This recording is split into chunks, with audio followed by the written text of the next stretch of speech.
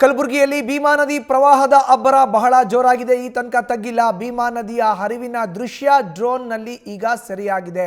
Sonna barrage ನಲ್ಲಿ ಕಂಡಂತ ರಮಣೀಯ ದೃಶ್ಯ ಇದು. ಭೀಮಾ ಪ್ರವಾಹಕ್ಕೆ ಈಗಾಗಲೇ ಲಕ್ಷಾಂತರ ರೂಪಾಯಿಯ ಬೆಳೆ ಹಾನಿಯಾಗಿದೆ. ಗ್ರಾಮಗಳಿಗೆ ನೀರು ನುಗ್ಗಿ ಸಾವಿರಾರು ಜನರು ಸಂಕಷ್ಟಕ್ಕೆ ಈಡಾಗಿದ್ದಾರೆ. ಕಲಬುರಗಿ ಜಿಲ್ಲೆಗೆ ಕಂಟಕವಾಗಿ ಪರಿಣಮಿಸಿದೆ ಭೀಮೆ. ನೋಡಿ, ಮಹಾರಾಷ್ಟ್ರದಲ್ಲಿ ದೊಡ್ಡ ಪ್ರಮಾಣದ ಮಳೆಯಾದರೆ ನಮ್ಮ ರಾಜ್ಯದ 4-5 ಜಿಲ್ಲೆಗಳಲ್ಲಿ ಪ್ರವಾಹ ಪರಿಸ್ಥಿತಿ ನಿರ್ಮಾಣ ಆಗುತ್ತೆ. ಅದರಲ್ಲಿ ಪ್ರಮುಖವಾಗಿ ಈಗ ಕಲಬುರಗಿಯಲ್ಲಿ ಏರ್ಪಟ್ಟಿರೋ ಅಂಥ ಪ್ರವಾಹದ ಪರಿಸ್ಥಿತಿ ಇದು ಡ್ರೋನ್ ಕ್ಯಾಮ್ರಾದಲ್ಲಿ ಸೆರೆಯಾಗಿದೆ. ಒಂದು ಕಡೆ ನೋಡಲಿಕ್ಕೆ ಎಲ್ಲೆಡೆ ನೀರು ರಮಣೀಯವಾದಂಥ ದೃಶ್ಯ ಅನಿಸಿದ್ರು ಕೂಡ ಈ ದೃಶ್ಯ ಸಾಕಷ್ಟು ಜನರ ಬದುಕಿಗೆ ಕಂಟಕ ಆಗಿಬಿಟ್ಟಿದೆ. ರೈತರು ಬೆಳೆದಂಥ ಲಕ್ಷಾಂತರ ರೂಪಾಯಿ ಮೌಲ್ಯದ ಬೆಳೆಗಳು ಹಾನಿಯಾಗಿದೆ. ನೂರಾರು ಹೆಕ್ಟೇರ್ನಷ್ಟು ಪ್ರದೇಶ ಈಗಾಗಲೇ ಸಾವಿರಾರು ಹೆಕ್ಟೇರ್ನಷ್ಟು ಪ್ರದೇಶ ಈಗಾಗಲೇ ಬೆಳೆ ಹಾನಿಯಾಗಿದೆ. ಇಡೀ ಕಲಬುರಗಿ ಜಿಲ್ಲೆಯಲ್ಲೇ ಪ್ರವಾಹ ಈಗ ಏರ್ಪಟ್ಟಿದೆ. ಭೀಮಾ ನದಿಯ ರೌದ್ರ ನರ್ತನ ಯಾವ ರೀತಿ ಇದೆ ಅಂತ ಹೇಳಿದ್ರೆ, ಎಲ್ಲಿ ಕಣ್ಣು ಹಾಯಿಸಿದ್ರು ಅಲ್ಲೆಲ್ಲ ಕಾಣೋದು ಬರೀ ನೀರು. ಜನ ಶಾಶ್ವತ ಪರಿಹಾರಕ್ಕೋಸ್ಕರ ಅಂಗ್ಲ ಹಚ್ತಾ ಇದ್ದಾರೆ ರಾಜ್ಯ ಸರ್ಕಾರವನ್ನು.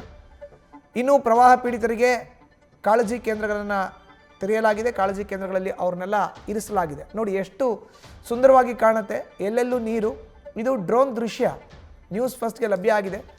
ಕಲಬುರಗಿಯ ಪ್ರವಾಹ ಪರಿಸ್ಥಿತಿಯಲ್ಲಿ ನಮಗೆ ಲಭ್ಯ ಆಗಿರುವಂಥ ದೃಶ್ಯ ಇದು. ಡ್ರೋನ್ ಕ್ಯಾಮ್ರಾದಲ್ಲಿ ಅತ್ಯಂತ ರಮಣೀಯ ಅಂತ ಅನಿಸಿದ್ರು ರೈತರ ಬದುಕನ್ನು ದುಸ್ತರ ಮಾಡಿಬಿಟ್ಟಿದೆ ಈ ಒಂದು ಪ್ರವಾಹ. ಭೀಮೆಯ ರೌದ್ರ ನರ್ತನಕ್ಕೆ ಕಲಬುರಗಿ ಜನ ನರಳುತ್ತಾ ಇದ್ದಾರೆ.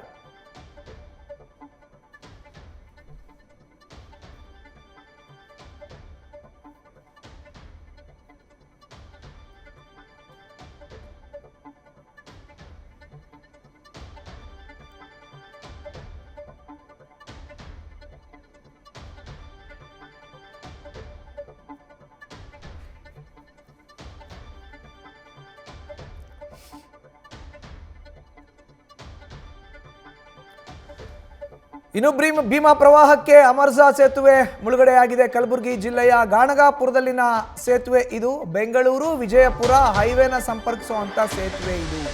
ಯಲ್ಲಮ್ಮ ದೇವಿ ದೇವಸ್ಥಾನಕ್ಕೆ ಸಹ ಭಾಗಶಃ ಈಗ ಮುಳುಗಡೆಯಾಗಿದೆ. ಈ ಸೇತುವೆ ಏನು ಗಾಣಗಾಪುರದಲ್ಲಿ ಇದೆ, ಕಲಬುರಗಿ ಜಿಲ್ಲೆಯ ಗಾಣಗಾಪುರದಲ್ಲಿ, ಇದು ಬೆಂಗಳೂರು ವಿಜಯಪುರ ಹೈವೇಯನ್ನು ಸಂಪರ್ಕಿಸೋ ಅಂಥ ಸೇತುವೆ. ನೋಡಿ, ಅದು ಕೂಡ ಈಗ ಮುಳುಗಡೆಯಾಗಿದೆ. ಇಟಗಿ ಜೊತೆಗೆ ಬೆಂಗಳೂರು ವಿಜಯಪುರ ಹೈವೇಯನ್ನು ಸಂಪರ್ಕಿಸುವಂಥ ರಸ್ತೆ ಇದು.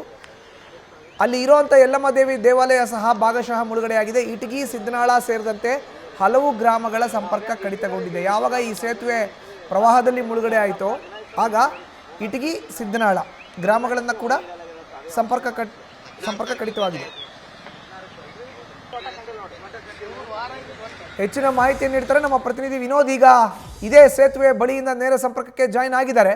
ವಿನೋದ್, ನಾವು ದೃಶ್ಯಾವಳಿಗಳಲ್ಲಿ ನೋಡ್ತಾ ಇದ್ದೀವಿ, ಪ್ರವಾಹದ ಅಬ್ಬರ ಇನ್ನೂ ಕಡಿಮೆ ಆಗಿಲ್ಲ. ಈಗ ಈ ಸೇತುವೆ ಕೂಡ ಮುಳುಗಡೆ ಆಗಿರುವಂತದ್ದು. ವಿನೋದ್, ಮಧುಸೂದನ್, ಏನು ಮಳೆ ನಿಂತರೂ ಮರದ ಹನಿ ನಿಲ್ಲಲ್ಲ ಅನ್ನೋದಕ್ಕೆ ಈಗ ಕರ್ನಾಟಕದ ಏನು ಕಲಬುರಗಿ ಸೇರಿ 4-5 ಜಿಲ್ಲೆಗಳೇನಿವೆ ಇದು ಸಾಕ್ಷಿ ಆಗಿರುವಂತದ್ದು ಮಧುಸೂದನ್. ಯಾಕಂತಂದ್ರೆ ಏನು ಇಲ್ಲಿ ನೆತ್ತೆ ಸುಡುವಂತ ಬಿಸಿಲಿದ್ರು ಕೂಡ ಪ್ರವಾಹದ ನೀರು ಮಾತ್ರ ಕಡಿಮೆ ಆಗಿಲ್ಲ. ಇದಕ್ಕೆ ಉದಾಹರಣೆ ಈಗ ನಾವು ಕಲಬುರಗಿ ಜಿಲ್ಲೆಯ ಅಫಜಲಾಪುರ ತಾಲೂಕಿನ ಒಂದು ಗಣಗಾಪುರ ಗ್ರಾಮದಲ್ಲಿರುವಂತದ್ದು. ಈ ಗ್ರಾಮದಲ್ಲಿ ಏನು ಈ ಭಾಗದಲ್ಲಿ ಏನು ಗಣಗಾಪುರ ಇದೆ, ಆ ಭಾಗದಲ್ಲಿ ಏನು ಇಟಗಿ ಇದೆ. ಇವೆರಡು ಗ್ರಾಮಗಳ ನಡುವೆ ಇರುವಂತ ದೂರ ಕೇವಲ 500 ಮೀಟರ್ಗಳಷ್ಟು ಮಾತ್ರ. ಆದ್ರೆ ಇವೆರಡು ಗ್ರಾಮಗಳ ನಡುವೆ ಹರಿದಂತ ಈ ಅಮರ್ಜಾ ಮತ್ತು ಭೀಮಾ ಎರಡೂ ನದಿಗಳ ಸಂಗಮ ಈ ಸ್ಥಳದಿಂದ 3 ಕಿಲೋಮೀಟರ್ ಹಿಂದಕ್ಕೆ ಆಗುತ್ತೆ. ಇವೆರಡೂ ಕೂಡಿಕೊಂಡು ಈ ರೀತಿಯಾಗಿ ಇಷ್ಟು ಪ್ರಮಾಣದ ನೀರು ಇಲ್ಲಿ ಬಂದಿದ್ದರಿಂದ ಮೊದಲ ಬಾರಿಗೆ 15 ದಿನಗಳ ಕಾಲ ಈ ನೀರು ಇದುವರೆಗೆ ಕಡಿಮೆ ಆಗಿಲ್ಲ ಮಧುಸೂದನ್. ಈ ಒಂದು ಸಮಸ್ಯೆಯಿಂದ ಈಗ ಇಟಗಿ ಸೇರಿದಂತೆ ಹಲವು ಗ್ರಾಮಗಳು ಹಾಗೂ ಏನು ಗಣಗಾಪುರ ಗ್ರಾಮಕ್ಕೆ ಇರುವಂತಹ ಒಂದೇ ಒಂದು ಕೊಂಡಿ ಸೇತುವೆ ಈಗ ಸಂಪೂರ್ಣವಾಗಿ ಮುಳುಗಡೆ ಆಗಿರುವಂತದ್ದು. ಈ ಒಂದು ಸೇತುವೆ ನಡುವೆ ಇರುವಂತದ್ದು 500 ಮೀಟರ್ ಆದ್ರೆ ಈಗ ಆ ಗ್ರಾಮದಿಂದ ಈ ಗ್ರಾಮಕ್ಕೆ ಬರ್ಬೇಕಂದ್ರೆ ಹೆಚ್ಚು ಕಡಿಮೆ 200ಕ್ಕಿಂತ ಹೆಚ್ಚಿನ ಕಿಲೋಮೀಟರ್ಗಳ ಪ್ರಯಾಣವನ್ನ ಈ ಗ್ರಾಮಸ್ಥರು ಮಾಡಬೇಕಾಗಿರುವಂತ ಪರಿಸ್ಥಿತಿ ಇಲ್ಲಿ ನಿರ್ಮಾಣ ಆಗಿರುವಂತದ್ದು. ಅಷ್ಟೇ ಅಲ್ಲದೆ ಏನು ಇಟಗಿ ಗ್ರಾಮ ಸೇರಿ ಏನು ಹಲವು ಗ್ರಾಮಗಳಿವೆ, ಆ ಗ್ರಾಮದಿಂದ ಬೆಳಗ್ಗೆ ಎದ್ರೆ ಸಾಕು ಏನು ನಾಷ್ಟಾ ಮಾಡೋಕೆ, ಟೀ ಕುಡಿಯೋಕೆ ಈ ಗ್ರಾಮಕ್ಕೆ ಬರ್ತಿದ್ರು. ಯಾಕಂದ್ರೆ ಈ ಸೌಲಭ್ಯಗಳೆಲ್ಲ ಆ ಗ್ರಾಮದಲ್ಲಿ ಸಾಕಷ್ಟು ಇಲ್ಲ. ಈ ಗ್ರಾಮದಲ್ಲಿ ಸುಕ್ಷೇತ್ರಗಳಿರೋದ್ರಿಂದ ಇಲ್ಲಿ ಒಂದ್ ಸ್ವಲ್ಪ ಏನು ಚೆನ್ನಾಗಿರೋ ಅಂಗಡಿ ಮುಂಗಟ್ಟುಗಳಿರುವಂತದ್ದು. ಈ ಹಿನ್ನೆಲೆಯಲ್ಲಿ ಆ ಗ್ರಾಮದ ಈಗ ಹಾಗೂ ಏನು ಗಾಣಗಾಪುರ ಗ್ರಾಮದ ನಡುವೆ ಇರುವಂತಹ ಸೇತುವೆ ಮುಳುಗಡೆ ಆಗಿದ್ದರಿಂದ ಸಾಕಷ್ಟು ತೊಂದರೆಗೆ ಈಗಾಗಲೇ ಇಲ್ಲಿನ ಗ್ರಾಮಸ್ಥರು ಕೂಡ ಸಿಲುಕಿಕೊಂಡಿರುವಂತದ್ದು. ಏನು ಈ ಒಂದು ಸೇತುವೆ ಪ್ರಮುಖವಾಗಿ ಕಲಬುರಗಿಯಿಂದ ಗಾಣಗಾಪುರ ಮಾರ್ಗವಾಗಿ ವಿಜಯಪುರ ಬೆಂಗಳೂರು ರಾಷ್ಟ್ರೀಯ ಹೆದ್ದಾರಿಯನ್ನ ಸಂಪರ್ಕಿಸ್ತಿತ್ತು.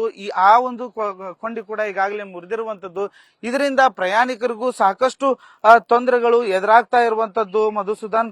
ಇದರೊಂದಿಗೆ ಏನು ಈ ಒಂದು ಭಾಗಕ್ಕೆ ಒಂದು ಸುಕ್ಷೇತ್ರ ಆಗಿದ್ದರಿಂದ ಭಕ್ತರ ಆಗಮನ ಕೂಡ ಹೆಚ್ಚಾಗಿರುತ್ತೆ.